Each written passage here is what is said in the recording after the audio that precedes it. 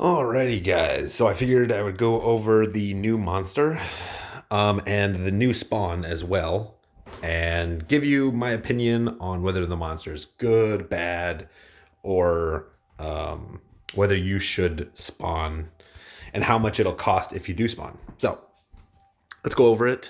So this is a step up spawn. I just want to start there. So you're guaranteed this monster at the end of the step up spawn. So that's nice. Although those step ups are always kind of on the better side, in my opinion, for spawning for just regular people, because you're guaranteed something. So hits 3 times is star. Star is pretty good because stacking time defense can be quite difficult. So even though this is low ability power, I wouldn't be surprised if this could kill people because it does pierce. Three times though is pretty weak, so don't expect to be killing too much, but you should be able to do some good damage with this monster. Applies stun. So stun's really interesting. It's actually not super great because now that you have an extra ability, every class has that extra ability. It's really easy to get out of stun. Basically, what stun does is it puts the next ability that you use on cooldown. So characters like rooks can stun, and it's kind of annoying in some situations, especially for racers who are trying to race, but most of the time, not a big deal. So it's kind of like one of those, it's like an thing for me. The reduces healing by 100%. I actually really like that.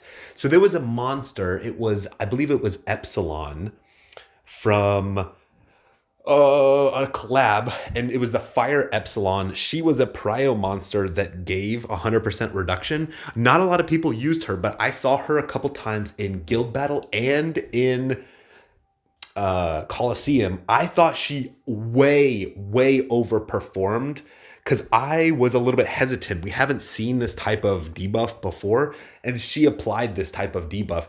I think it was actually better on a prio monster than a regular priority monster, than like a plus an increased prio monster.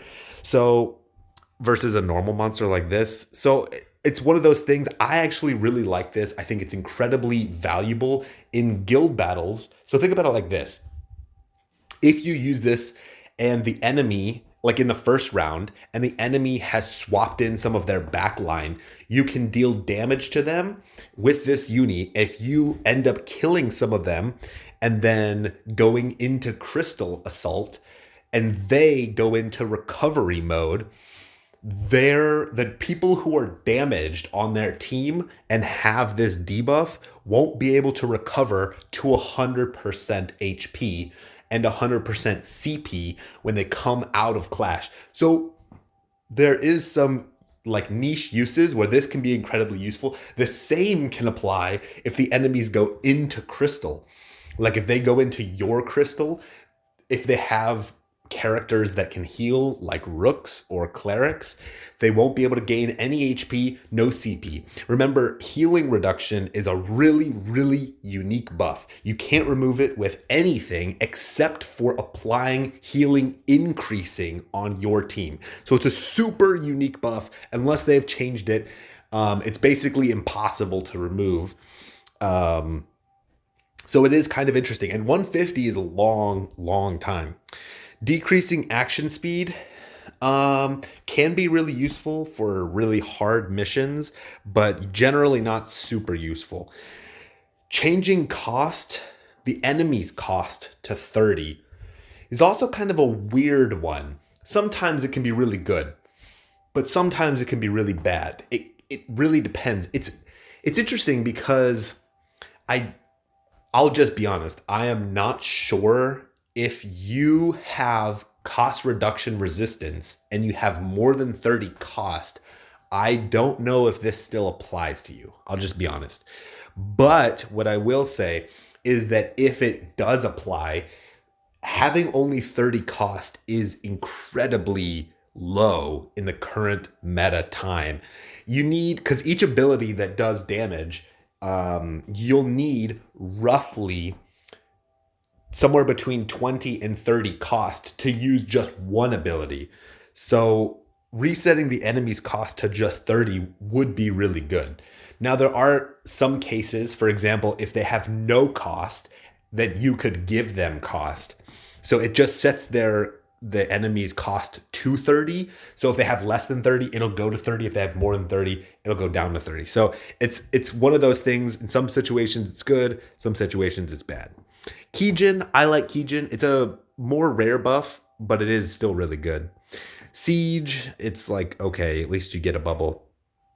Star Quail. Star Quail is actually pretty bad right now, especially for actually PvE. When you're doing questing and stuff like that, there's no reason to have Star Quail or any of the other quails really anymore, especially the light dark star quails. Those are all really bad now. And the reason is because they came out with a monster, I believe, if I can, is she in this set? I think that monster has it. Lilith. Doesn't she? Doesn't she have it? Yeah, so this one, see how it gives every single element 6 element. So when you're fighting, so star quail, dark quail, all the quails give 10. So for things like time, fire, water, wind, you can still get more element. But for things like light, dark, star, if those are the advantage elements, you get 12 total element. So for example, dark is weak to light and star. So if we're fighting against dark and you use star quail, you're getting 10 element, versus if you use this newer field, savior element, you can get 12. And I believe there are other fields as well that have added that as well. So it's one of those things. I'm not a big fan of star quail. The lethargy and abstraction and the frail is pretty good. It's super niche. So like it would be good in PvP or in guild battles in certain situations, and star quail would still be really good against specific super high level quests. I think there's some of the old end of star quests that are really, really hard. The monsters spam abstraction and frail and lethargy. So there's like some super niche areas, but overall, I'm not seeing a whole lot of good stuff here. 40k is like, okay, it's fine. But beguilement resistance is garbage. No one uses that anymore. It is a treasure hunter debuff that if you apply it to the enemy, you will gain uni if they gain uni. So you know how in Colosseum, when you get smacked really, really hard and you drop massively in HP, then you instantly get uni. So if you have beguilement on you, then the treasure hunter that applied it to you will get the same bonus the same bonus uni that you would have gotten as well. So what a really old guild battle strategy was: debuff the enemies at the very start of the round. The treasure hunters would apply beguilement to them, and then your team would kill the person that was beguiled. And then your treasure hunters would instantly get uni, and you would uni and potentially win the game. It hasn't been a strategy for years now. It might come back, but generally this is a pretty old, rare type of status. So in some ways it's good, in some ways it's bad. Just generally it's not good. But if beguilement becomes meta, then it would be really good. But right now it's not good. Overcast, I really like Overcast still, even after this weird nerf that it got. So that's good. But honestly, Overcast is probably the most exciting part of this monster. So that's not good. And then 1 extra elemental damage. Remember, you can get free monsters that give elemental advantage, and they give 2. So If you had, let's say, 5 of these in the back line, you'd be getting 5 extra element. Is that worth it? For the mega whales, probably. For the average person, definitely not. So, overall, I would say this monster is pretty garbage in PvE, guild battles, everything. It just doesn't fit anywhere. You need like triple S tier monsters for specific areas, or you need an extremely powerful buffing monster. This isn't a powerful monster in any regard. It's almost like a weird mix of it's like it's got some PvP stuff, some PvE stuff, some buffs, but not really a lot of buffs. I don't know. I don't see ever using this in PvE. And if I did use this in something like Guild Battle, it would only be because I had nothing else to use. And this is a horrible monster for Colosseum as well. It's just bad. I would say overall, 2 out of 10 monster. The only reason I'm giving it extra bonus points is because star element. But this is so bad. I mean, like generally this type of resistance is garbage. So you're not going to be using it anywhere. Let's see if anything else is worth it in the spawn. So this is new. I don't remember a rush type move. That doesn't mean that it's not out. I just don't remember that specific wording. But it's interesting. It doesn't like okay, maxing out on 6XL is not great right now. Maxing out here on 6XL is not great right now. It's like, it's good, but it's not great. Neither of them are bad. It's just like middle of the pack, just to be clear. 10 cost is pretty good. We've seen up to 15 cost, if I remember correctly. So remember, you do need a lot of cost for doing damage nowadays. So 10 cost, I like it. The recovery, I think it's really valuable for a lot of classes. So also like it.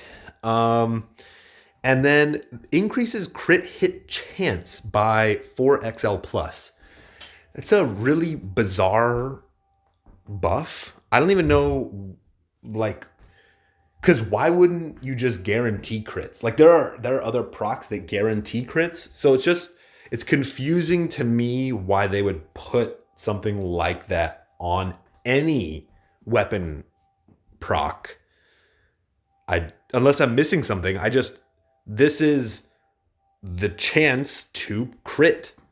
But there are plenty of even really old weapons and armors, or weapons that there are armors as well that give in like 100% crit chance. Like I bet I can find a 40 cost proc that does that guarantees crit.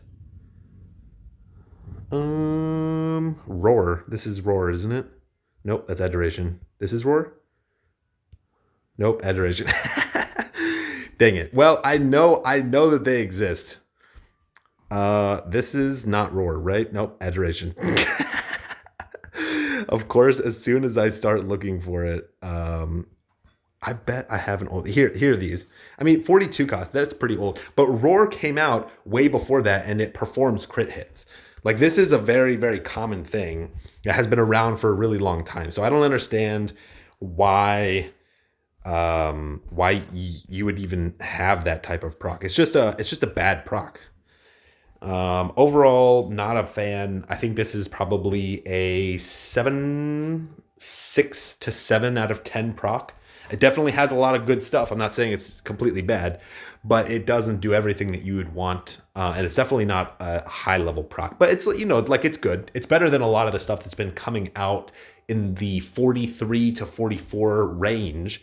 It's an upgrade from that. Lastly, I wanted to talk about the clothings. These are Lionheart constants. They are reflection reduction procs. I don't know why they changed the wording. Reduces reflected damage taken. Those are just reflection reduction procs, but you only need one of these. And this is really nice because they did come out with a free version of these a while ago. This was probably like 2 or 3 months ago now. They came out with a light version of this, and it was a free thing. But for those people who are stacking specific elements, like if you are a star scaling person, having a star armor or a star helmet that scales with your other star gear can be extremely good, especially if you're stacking defense on quartz stuff. So just to keep in mind, this is part of the spawn. Now, I think the best part of the entire spawn is this passive, because you only need one of them, and you don't even need to get it to level 7. So honestly, out of all of the things in this spawn, the only reason I would be spawning it is because, well, it does look pretty cool. I mean, obviously I would look amazing in this.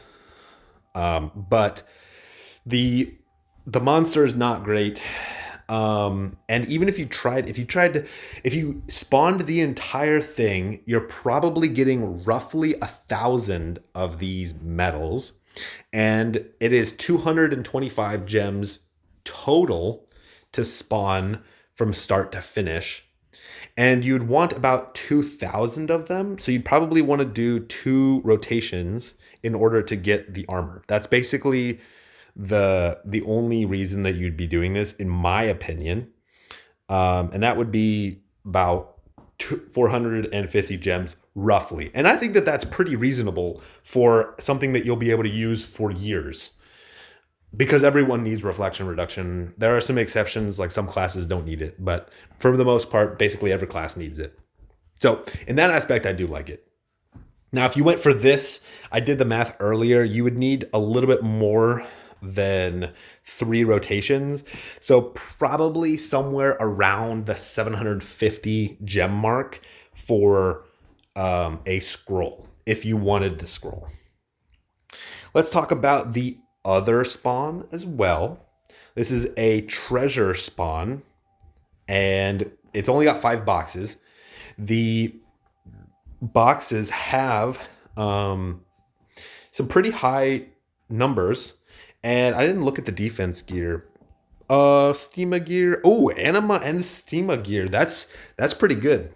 That's good for most people. I mean, the anima gear's pretty good. Steama gear's pretty good still. So, yeah, I mean, that's not bad. The monster pool in here as well is also pretty darn good. There's some really, really top tier monsters. Mephisto, Minerva, still good.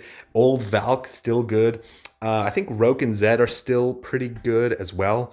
Ebisu is also really good. So this monster pool is actually pretty jacked. And I did the math here. If you wanted to exchange for a monster scroll, it would cost you roughly around the 720 mark. I would say round up to 800 just to be safe, because if you don't get these medals, you are not going to be having a good time. So somewhere around the 800, 850 mark is probably how much it would cost for one of these monsters. So, yeah, and I do think that this is probably a better spawn just overall for most newer players. I think old players who have a lot of these monsters, it won't be super beneficial, but some of these monsters like Mephisto is still incredibly powerful in a lot of situations, because look how much uni defense she gives. She gives light, dark, time, and star all at 600. Remember, light, dark, and star all protect you against 2 elements. So it's almost like you can double all of those, right? So you'd have 1,800 between the light, dark, and star, times 2 is 3,600 for just the light, dark, and star total defense, uni defense, and then plus the time gives you what, like 4,200, if I'm doing that correctly. just one Mephisto. So there's a lot of top players who are running multiple Mephistos. So a lot of these monsters are like that, and some of them are incredibly powerful in guild battles and in PvE, PvP. So I would say that if you were going to do any of the spawns currently available, this is the one to do. And I would say, again, best for new players. Best for new players. Now, I do know that there are some other things that have gone on. There's new, of course, it's not going to load. There are new normal quests and stuff like that that I am going to be taking a look at. There's a whole new chapter 3, and there's a bunch of new Unison abilities. I'm also going to be taking a look at that and making a video as soon as I can. So I'll keep you guys updated. And yeah, see ya.